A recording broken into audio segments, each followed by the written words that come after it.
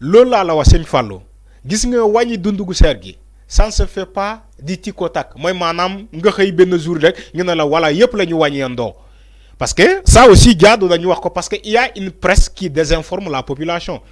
Il y a une presse de désinformation parce que presse boobu moo fi taxaw ne dañoo wàññi mburu bi yaa ngi fàttaliku loolu mës nañu xëy benn jour fii ñu nañu on l'a vu dans tous les réseaux sociaux ni que dañoo wàññi prix mburu bi alors que c'est faux. Par la suite l'État a démenti. C'est ça la presse de désinformation boo xamante ne dafay mettre en mal oui de saboter cette presse là essaie de saboter. Malheureusement, on a cette presse-là au Sénégal. Une presse qui essaie de saboter le travail donc du régime en place. Day xëy joxe information bu wérul askan wi yaakaar ni que looloo am alors que c'est faux loolu amul. Ça aussi boo amee presse bu mel noonu moo tax ma ne nguur gi dafa war a dëkk di informer les gens. On doit toujours baral communication bi pour sénégalais yi xam lan moo wàññeeku ci diggante bi ak lan la ñuy waaj a wàññi. ak lan moo ñëwagul c'est ça loolu yëpp communication moo koy joxe.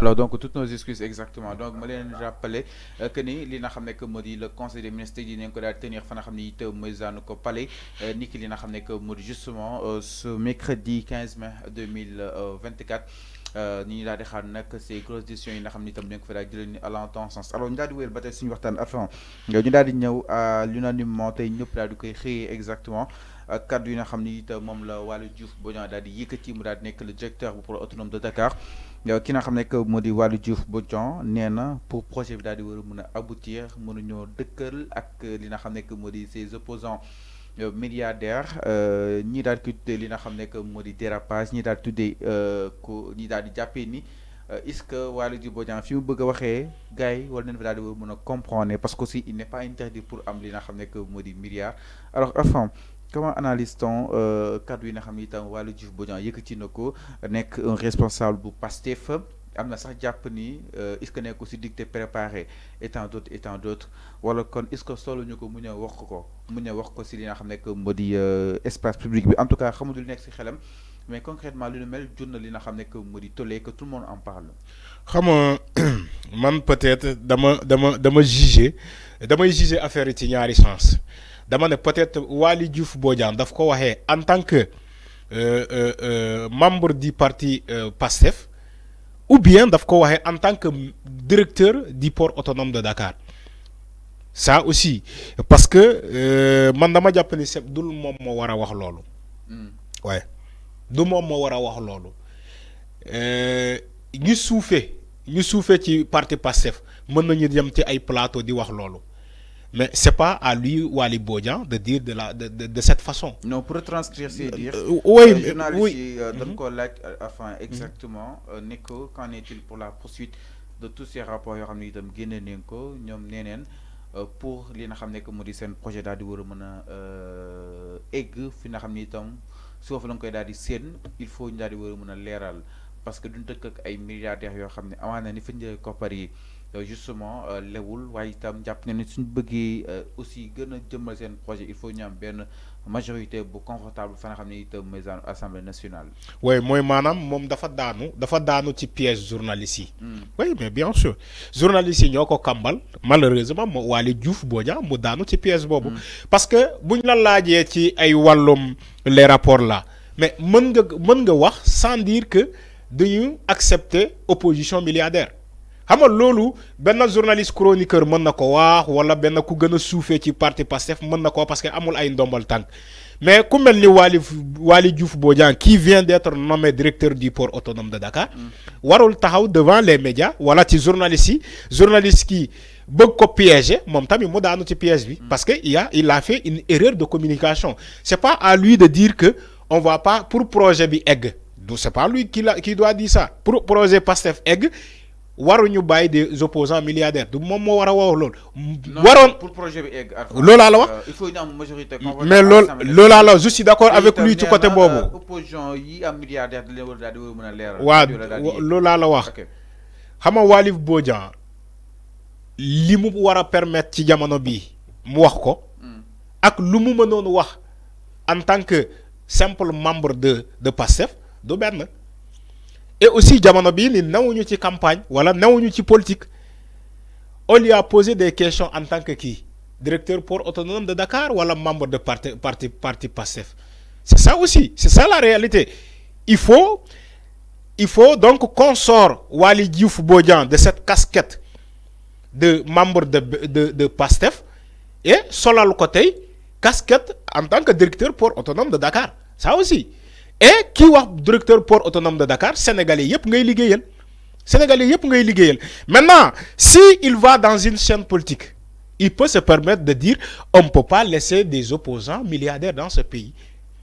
Ça dans la scène politique la koy waxee moo tax ma ne la journaliste yi dañ ko kambal moom malheureusement il n'a pas dévié ce piège là mu daanu ci moo tax nga gis tey presse bi moom la ñuy waxtaanee di ko ngaay di ko ŋàññi ses propos dina non dicté pré voilà c'est ça.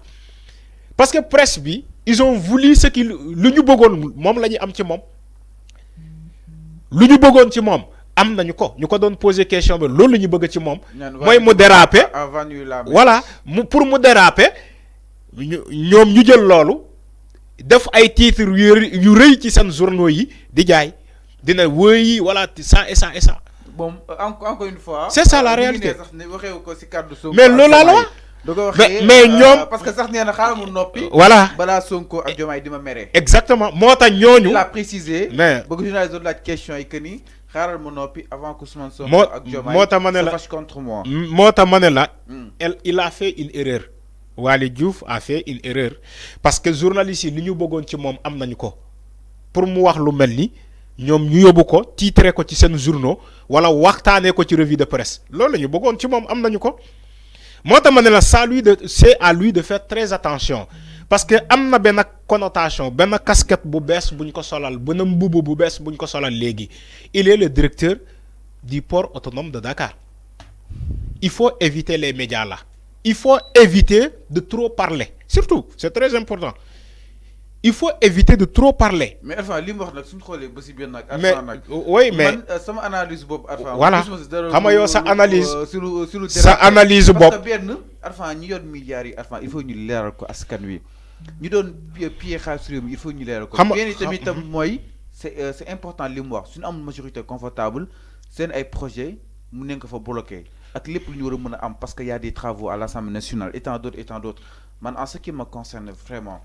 Sénégal yi nag sooy wax ñooy xool angle bu la neex nga daal di fay accentuer wu mais moi je pense que ni voilà. Waly Diouf Bodian donc yow da nga maa fekki ci li ma wax dama ne yow sa analyse. man pour man il n'est pas de. oui pour yow tu as bien dit parce que benn parti politique dama ne tu as bien dit pour yow. sa analyse bopp ak sama analyse bopp bokkul. wala sama analyse ak analyse Babacar Fall bu RFM bokkul. ñu mel ni Babacar Fall lii la ñu soxla ci Waly Diouf Bodian mu dérapé wala ñu téye ko foofu maintenant. peut-être dama ne dafa bokk ci benn parti politique. dama ne déterminé muy Pastef exactement. Fallou donc Waly suy wax. xam nga day wax ci turu Pastef day wax ci turu gouvernement bi. xam nga Waly Diouf Bodian ñoom dañoo woote transparence ak leeral. xam nga Waly encore une fois. dama ne Fallou da nga may déglu. Waly Diouf Bodian lu mu wax c'est ce que tous les Sénégalais murmurent dans la rue.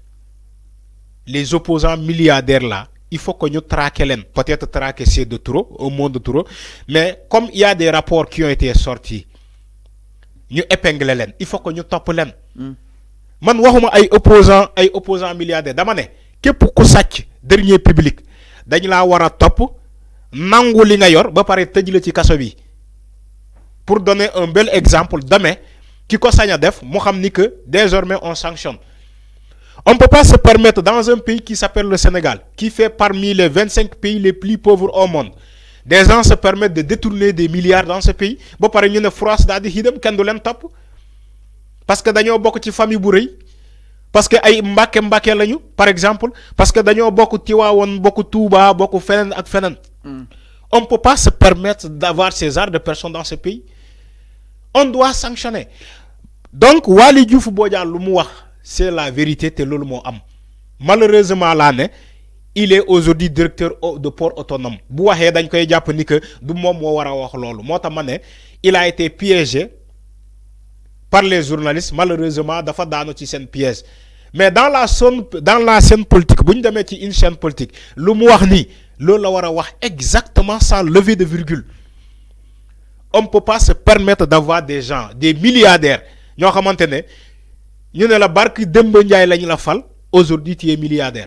am na ñoo xamante ne balaa Macky Sall di ñëw en 2012 boo leen gisee ci mbedd bi yërëmu leen loolu man maa ko wax balaa Macky Sall di falu en 2012 am na ñoo xamante ne ci ay ministre Macky Sall yi boo leen gisoon ci mbedd bi yërëmu leen may leen sax lu ñuy jëndee café mais tey ñoom ñooy dawal ci oto yu baax yi ñoom ñoo yor ay milliards yor ay kër fii ba ba Mbuur tabax Ndakaaru fa ba Mbuur ñoom la fan la ñuy jëlee xaalis boobu 12 ans de pouvoir dans la fonction publique tu es milliardaire. am nañ non oui ma am nañu def 60 ans. 60 ans dans la fonction publique amuñu kër. est-ce que Waly Diouf dama ne waxew ko exactement si seen politique bi. Parce que non, on n'est pas en politique. waxew ko ci seen politique de man xam naa baax lan mooy seen politique waxew ko ci seen politique.